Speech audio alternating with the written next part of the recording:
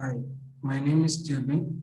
In this video lecture, I am going to explain about supercharging, turbocharging, and governing of IC engines.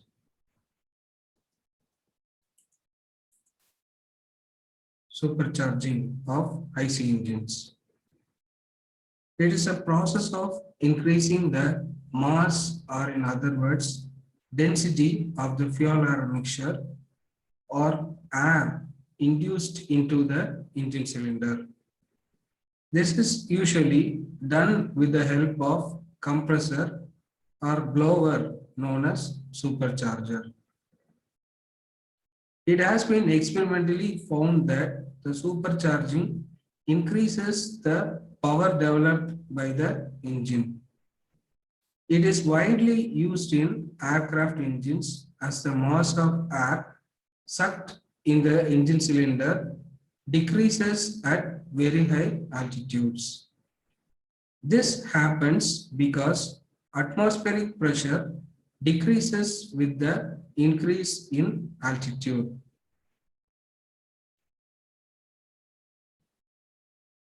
Nowadays, supercharging is also used in two-stroke and four-stroke petrol and diesel engines.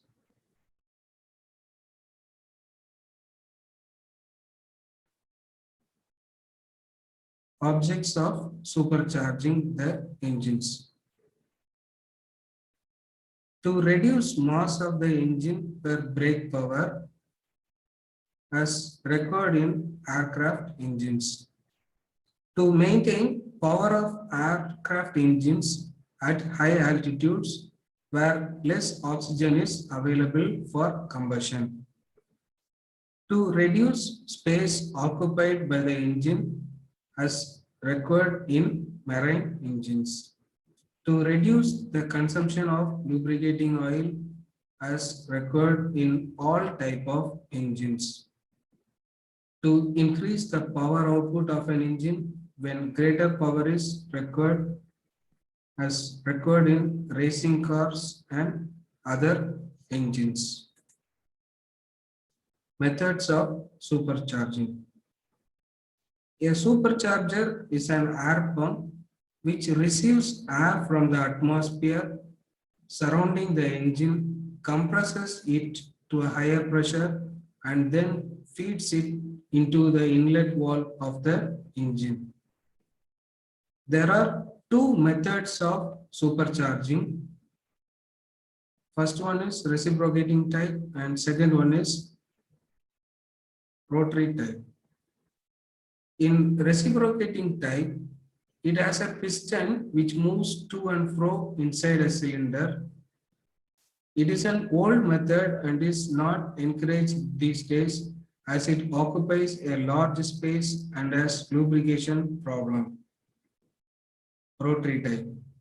It resembles a centrifugal pump in its outward appearance but differs in action. There are many types of rotary pumps, but gear type, lobe type, and wave type are commonly used. Turbocharging. A turbocharger consists of a turbine driven by the engine exhaust gas, which is directly coupled to a compressor. Governing of IC engines. IC engines, like other engines, are always designed to run at particular speed. But in actual practice, load on the engine keeps on fluctuating from time to time. A little consideration will show that change of load on an IC engine is sure to change its speed. It has been observed that if load on an IC engine is decreased without changing the quantity of fuel, the engine will run at a higher speed. Similarly, if load on the engine is increased without changing the quantity of fuel, the engine will run at lower speed. Now, In order to have a high efficiency of an IC engine at different load conditions, its speed must be kept constant as far as possible. The process of providing any arrangement which will keep the speed constant is known as governing of IC engines. Methods of governing of IC engines.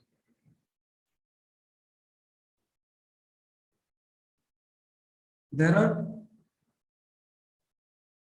three types of governing of IC engines. Number one, hit and miss governing.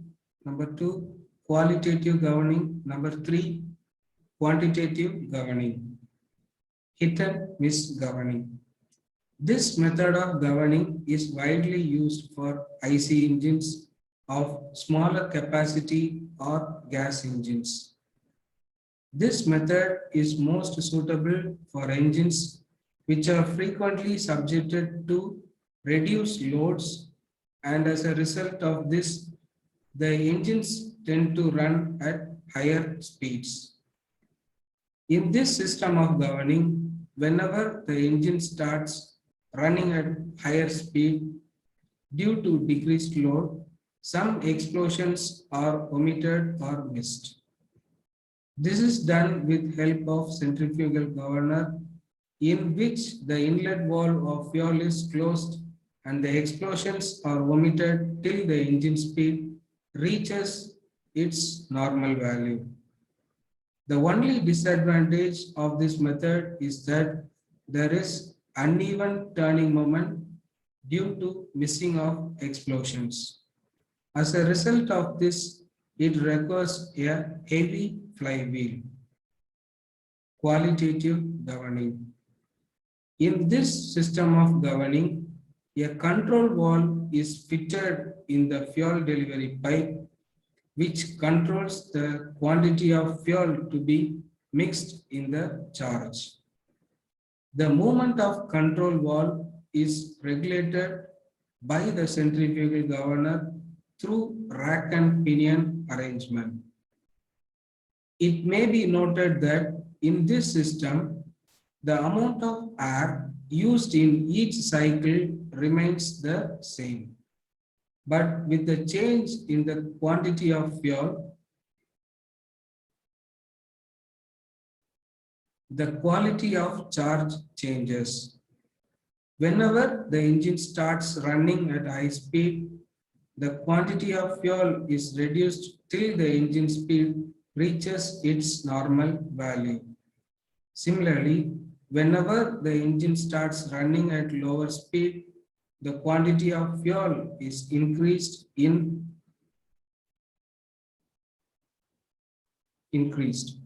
In automobile engines, the rack and pinion arrangement is connected with the accelerator. Quantitative governing. In this system of governing, the quality of charge is kept constant,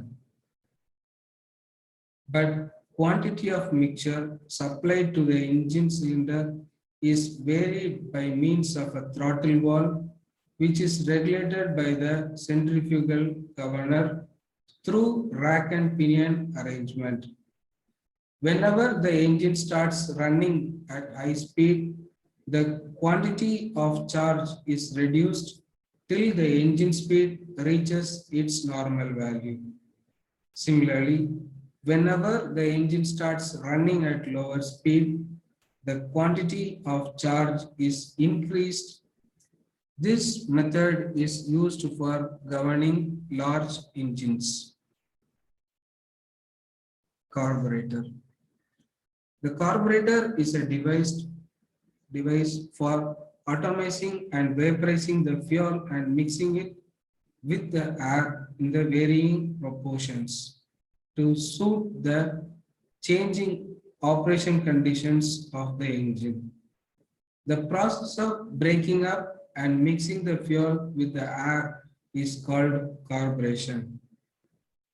There are many types of carburetors in use. As we see in the figure, it is the simplest form of the carburetor. It consists of a fuel jet located in the center of the choke tube. A float chamber is provided for maintaining the level of the fuel in the jet and is controlled by a float and lever which operates its needle valve. The fuel is pumped into the float chamber, and when the correct level of the fuel is reached, the float closes the needle valve and shuts off the petrol supply. The suction produced by the engine draws air through the choke tube. The reduced diameter of the choke tube increases the velocity of air and reduces the pressure. The high velocity and low pressure in the tube facilitates the breaking up of fuel and its admixture with the air. A throttle valve controls the flow of the mixture delivered to the engine cylinder. Spark plug. It is always screwed into the cylinder head for igniting the charge of petrol engines. It is usually designed to withstand a pressure up to 35 bar and operate under a current of 10,000 to 30,000 volts. A spark plug consists of central porcelain insulator containing an axial electrode lengthwise and ground electrode welded to it.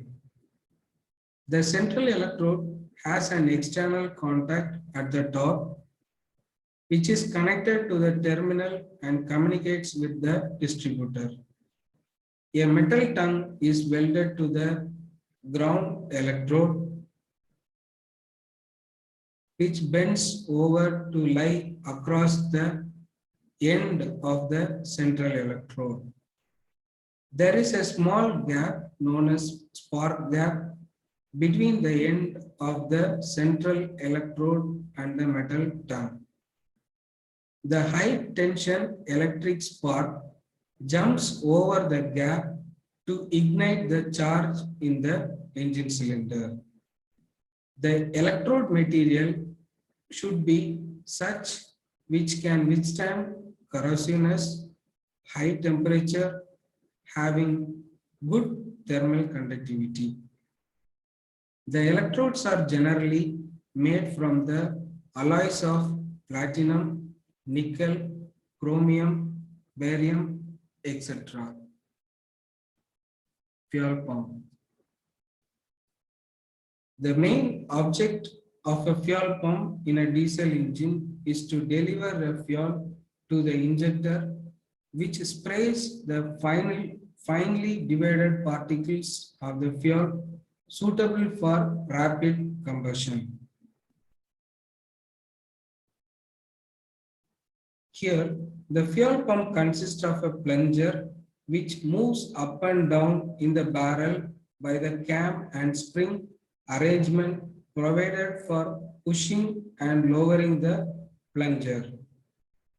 The fuel oil is highly filtered by means of felt pack filter before entering the barrel of the pump.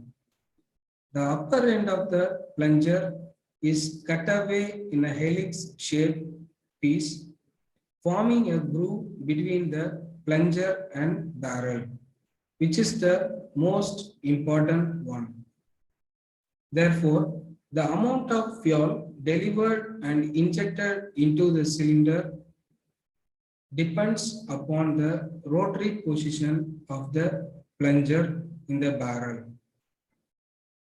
When the plunger is at the bottom of its stroke, the fuel enters the barrel through the inlet port. As the plunger rises, it forces this fuel up into the injector until the upper part cutaway comes opposite the seal port. Then the fuel escapes down the groove and out through the seal port so that injection ceases. The plunger can be made to rotate in the barrel and therefore more fuel is injected. When the plunger is rotated so that the groove is opposite to the seal port, no fuel at all is injected and thus the engine stops. Injector or atomizer. The injector or atomizer is also an important part of the diesel engine which breaks up the fuel and sprays into the cylinder into a fine divided particles.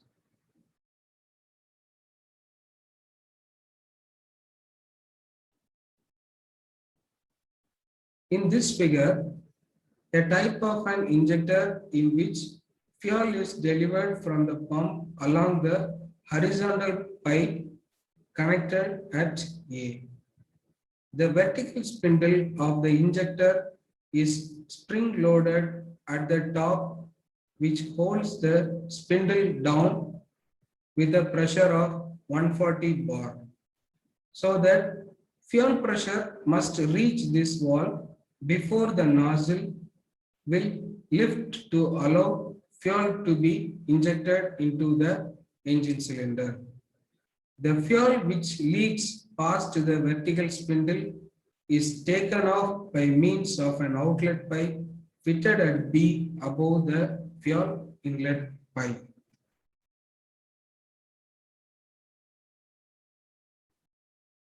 Thank you.